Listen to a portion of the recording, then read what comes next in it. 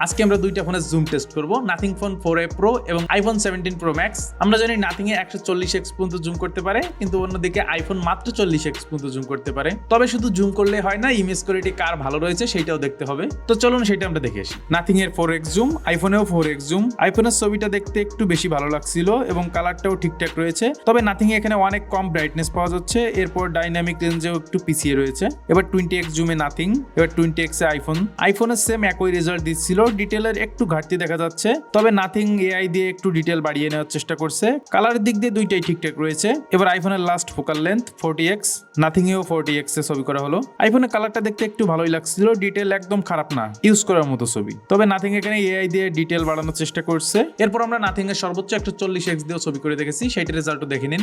ছবি তুলতে একটু কষ্ট হয়ে যাচ্ছে, ক্লিয়ারই বোঝা যাচ্ছে যে এই ছবিটা এআই দিয়ে ইনহ্যান্স করা হয়েছে। এই ছবিতে খুব একটা ডিটেলের পরিমাণও নেই। শুধু ক্যামেরা নয়, অন্য সকল বিষয় এই দুইটা ফোনের কম্পেয়ার করা হয়েছে। সেই ভিডিও খুব শীঘ্রই আমাদের চ্যানেলে আসবে, সেটা দেখতে আপনি সাবস্ক্রাইব করে রাখতে পারেন।